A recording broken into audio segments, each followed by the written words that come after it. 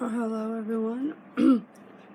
I am out here in the living room with these animals.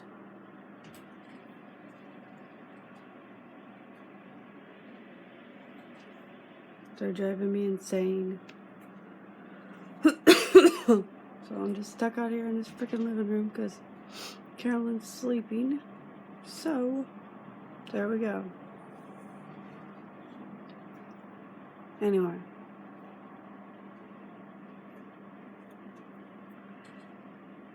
Okay, to get to my topic here, I came across these questions that I had on my other computer out here. It's DID therapy questions. So I just thought that I would answer some of them. They're on there. DID therapy questions, which was on here from when I done the DID hangouts with Jamie. So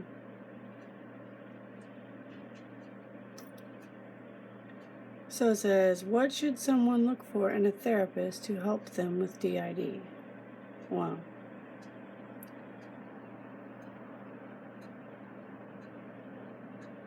I have had such a hard time trying to find a therapist out here where I live, to tell you the truth, because a lot of people don't believe in disassociation, let alone dissociative identity disorder, or that you can have other parts of you come out and take control of your body, or even be co-conscious with you at the same time. In other words, one part be out while another part's out, taking control of different parts of the body. Like there might be one part taking control of the voice box, while another part is using your hand to write, or another part might be behind the eyes, while another part is controlling the thoughts, or what have you, tons of different things. Or there might be more than two at the same time. Or you can be completely blocked out while one is out. But, so what should you be looking for in a therapist to help you with DID? Someone who actually believes what the hell you're talking about,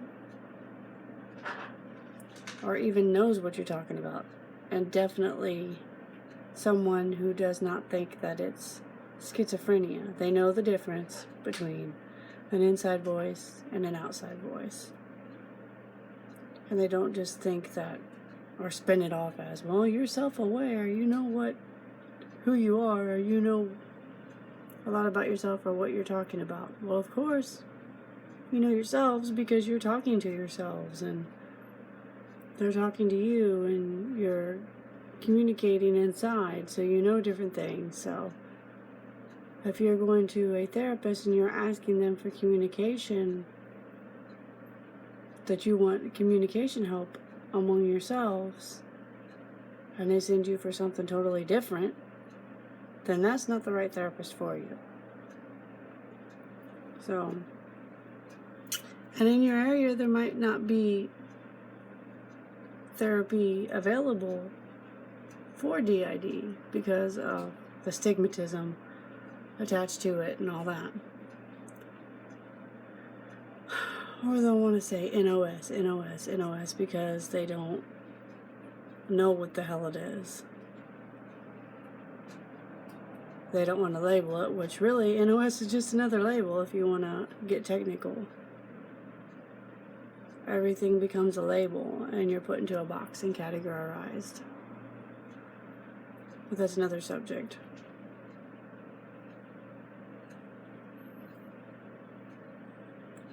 Anyway, as I was saying, like, where I'm at, there's only a certain amount of places you can go, and those places, they're not really treating dissociative identity disorder or dissociative symptoms, or do they and they don't really believe in it. It's more about addictions and schizophrenia and all that jazz. So if you want to get more into that and find a therapist about that, especially in smaller areas, then you're going to have to go to more family-owned places or into bigger cities where there's more available, where people have been trained to deal with these specialties. So that's just been my my experience with it. I've had a hard time even getting any kind of answers because everybody's like, well, oh, you're okay. Yeah, I look calm. Because that's another thing. I mean, if you want to get into the astrology side of it, I look calm because that's my rising sign, appearing to the world that I'm a calm person. I've always appeared that way. The way that people take you, that's their first impressions, that's how you appear to the world. I just appear that way, I guess.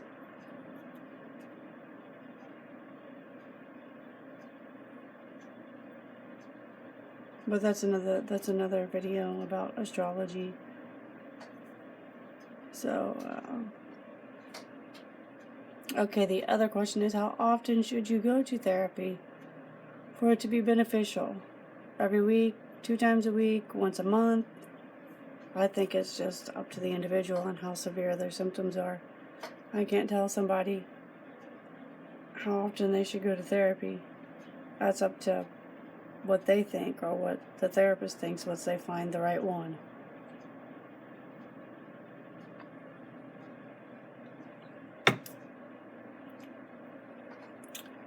And they're going to want to start the integration process, and really integrating, you never are fully integrated. I think that just happens over a time period anyway, that sooner or later it's going to come out and you're going to have to face your demons, you're going to have to face your parts, even with just a single person, with a person who's just has that one personality. They have different subparts. That's normal. Which my theory is, you're born and you're broken apart anyway. You're forever and always trying to work on yourself and put yourself back together to get yourself integrated. We're normally broken off into pieces, which is our astrological makeup. But the thing is, with disassociation and being fragmented, is that we're just broken apart even more into, what the hell is that? Oh, that's a cat. Into awareness that is not really normal. It's way out here. We're compartmentalizing even more and more and more, and we make those parts that are normally broken off into emotions and another personality that takes things for us, but is still us. So when a therapist wants us to integrate more into a whole-centered being, we're still going to be not fully integrated, because that's a lifetime process. But we're going to become more aware and become more centered and become more full, become more of ourselves, become more cooperative, more cooperation, and all that stuff is going to flow better. So that's, I guess, what I'm trying to say. Annabelle, stop it. Annabelle, don't eat the tree. She's a Taurian. She likes trees. Anyway, if someone is on SSI and only has government insurance and cannot find a therapist who does the types of therapy they need for DID, what should they do? Well, see, the same with like being on medical, like I was and still am to a point. Certain medical insurances don't pay for specialized individuals who treat certain mental disorders, which it's really a defense mechanism to protect yourself. But what I would say is I get online and talk to people, get on like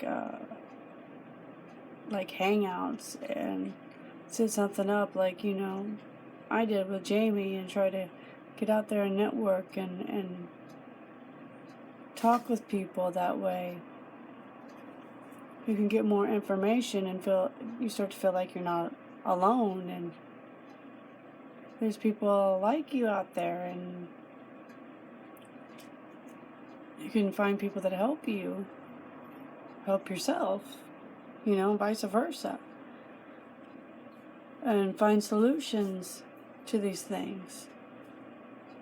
Like, there's some people out there in the internet world that we found one that specializes in DID that will talk to you and help you with certain questions.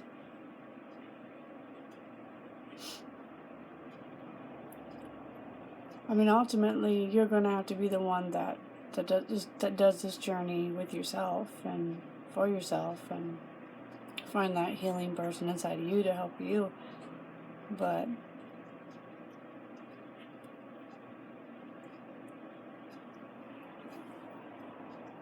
how does a person with DID start the communication process within their system?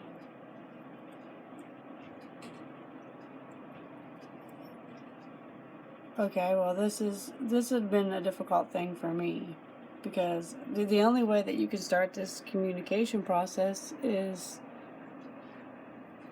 by saying, hey, is anybody there? And talk to yourself in your head or outside your voice, like I'm talking to you right now. Say, hey, is anybody there? Write a journal down, have them write back to you. Have a video, do a video chat with yourself.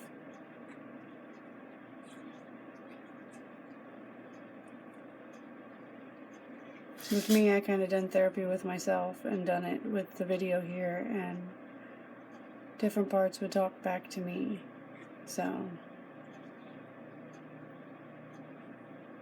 a really good thing that helped me was to have good communication, and this might be weird, is hidden object games. So I would play hidden object games, and I would my mouse was right here, and I would ask, because I was never good at hidden object games. I hated hidden object games. But in order to become more connected and aware of myself, I had certain parts move my hand to the hidden object game, to the hidden objects, and I'd ask, where is this, and my hand would move to it, and I didn't know where the hell the damn thing was, but I could be done with it in a minute, all the hidden objects, without really paying attention to it. It's like I would scan it, and then my hand would go to all of them, and then I'd be done. I thought it was cool. So yourself has different ways of communicating with you, or different parts have different ways of communicating with you in different ways. So it's really per the individual, and there's some parts inside of you that may not be verbal. That may just be visual. They may not talk. So,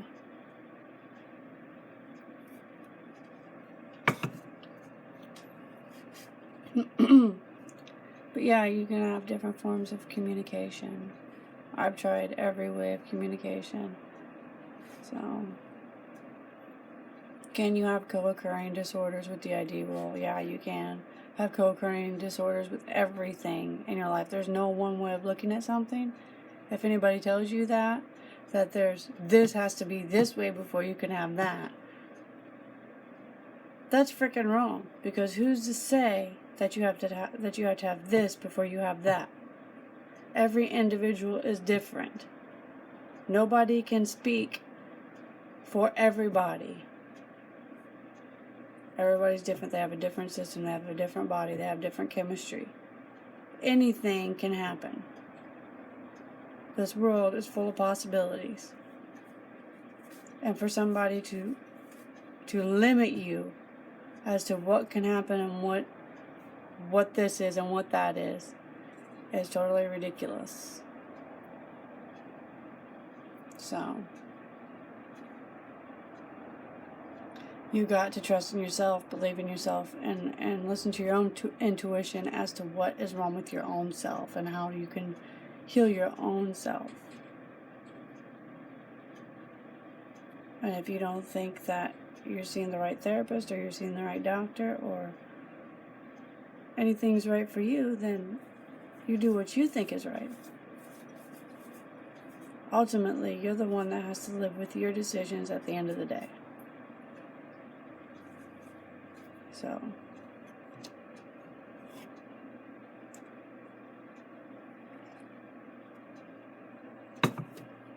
anyway, the co-occurring disorders. We're going to do that. What are your thoughts on the psychological community in regards to how they view DID? I just basically, Annabelle, Wolfie's going to kill himself. Okay, hold on a minute. Wolfie, you're going to kill yourself. Come on, get down. Get down, get down. These cats are going to kill themselves. See, cats are not totally, ow, my neck. They're not totally bright because they need help, especially that one. Anyway, what was I saying? What was your thoughts on the psychological community? Okay, my thoughts on the psychological community. Okay, the way that they view DID. Like I said, I just went over that.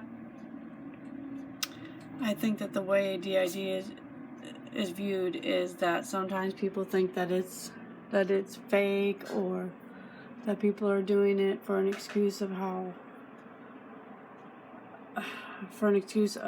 their actions. And yeah, some people do use it for excuse of their actions, and shame on them. You know, they shouldn't do that, because then it puts these kinds of labels on individuals who actually do have this disorder. Just like tons of other things in the world. One person does something or whatever, and it sticks this kind of stigma on the rest of the people who have disorders like that. Or, you know, it's happened with lesbianism, transgender, all kinds of shit. So, it's going to go on forever. We can never stop it unless we change our thoughts about how the world is and how we're going to view it. So, I mean, it's people. People are the ones who control this world, or think they control this world. And people make it or break it. I mean, people can be good or bad. But we are the ones that can make a change, for better or worse. So, does everyone have an amnesic barrier between alters? Not everybody, I wouldn't think, has an amnesic barrier between alters, but you can have, some alters can have amnesic barriers as to the memories, of what you've done during the day, or memories period, or you can totally know and be co-conscious and have memories during the day and not have the memories of different things in your life.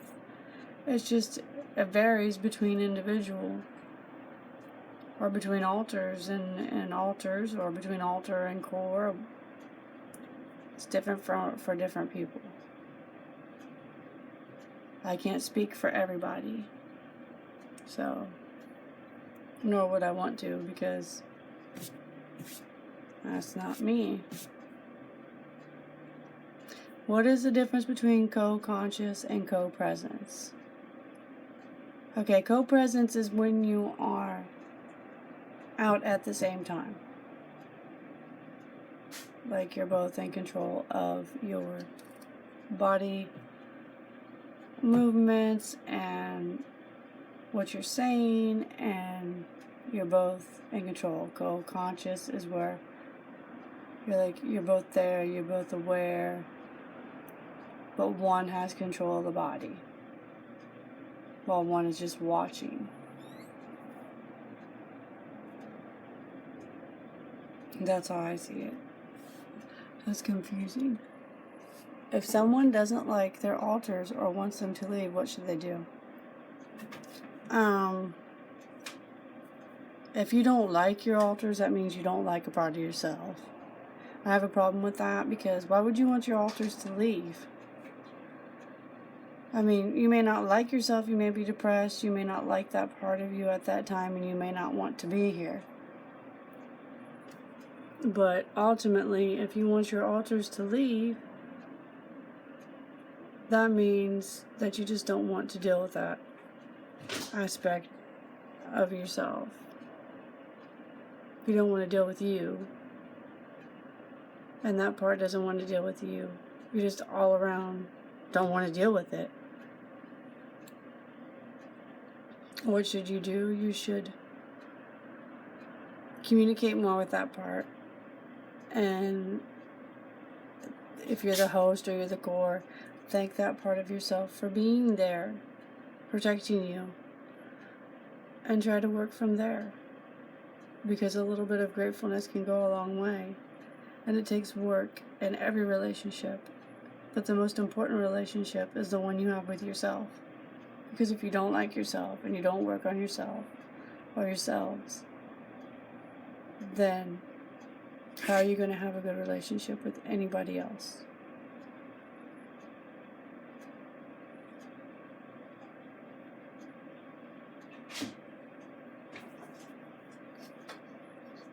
Does everyone go through the stage of acceptance and denial? Yeah, everybody, I would think, will go through that stage, because I've been through it several times. Like, oh, is this real? Is this not real? No, I must not have alters. They must be fake. They must not really be here. And then I hear something in my head like, Leslie's here, or Fate's here, or you need to do this, you need to do that, you forgot your thing over here, telling me different stuff and having conversations in my head. Or I'll find something that I've done that I didn't even know that I've done. And things that I've written that I didn't even know that I wrote. And then things in my memory comes back later on, like stuff that I don't remember doing, it'll come back in flashes. Or I'll hear my different voice tone go from southern, or from low, or high-pitched, or I'll say different off-the-wall crap. Just tons of different stuff that That wouldn't be me, it would be them. And different likes and dislikes and ways of dressing and things of that nature.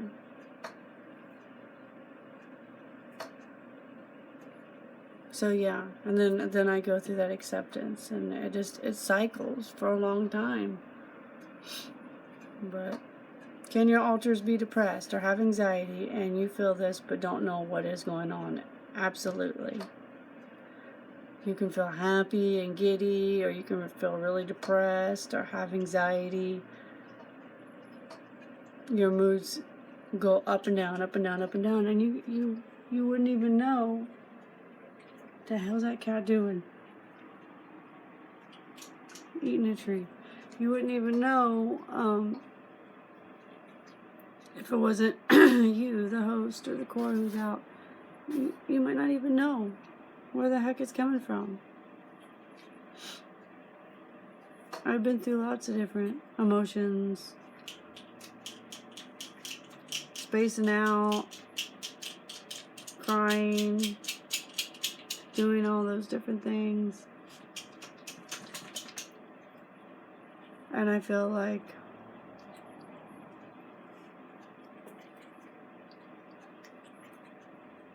it's all just piling up and piling up and piling up. I know that I've slept a lot more than I have here lately, because I used to have insomnia, and now I just fall right asleep. And I haven't been able to take time to do things like singing or playing games or everything. But the other night I did get a coloring book and color, and that was fun for me. And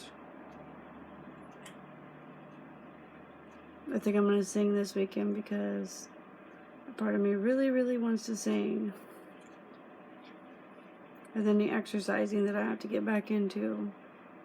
So there's things that I need to be doing, that parts of me want to be doing, that I've let go because of other things in my life. My responsibilities. But you have to find a balance for everything to flow in your life, because if you don't allow your alters to do things that they want to do, then you're going to have adverse reactions sooner or later. So I've got a pretty good thing going for me. It's just I have to manage my time and make cooperations and do all that. I know one thing that I don't like to do is clean the house, and I'm trying to find some place for a lot of my animals to go, so it's not a lot of more responsibility for myself. It's not something I like to do all the time. I don't see how anybody would, but does everyone have the same system? Well, I would hope not. Then we'd all be the same. We'd all be robots. Does everyone have little children in their system? That all would depend on how old you were when trauma started. And who's to say you had to be a little bitty baby when it started? I think it all depends on how you are and how you can take stuff mentally, or your whole makeup, how you can deal with trauma and emotional stress and all that stuff. It depends on the individual. These people do case studies off of a certain amount of people. Well, it changes all the time, because life changes and people change, and you got to take into account biases and all that other shit. So if you only take 10 people or 20 people and do a case study every so often, what about all the other people in the world? There's tons of other people in the world, and they're all different, and they're all changing. So what's to make things a fact? Not everything is a damn fact. Except for one fact, is that everything's constantly changing. This is life. Anyway, I want to make this short and get off here. So, just get out. See you later. Bye-bye.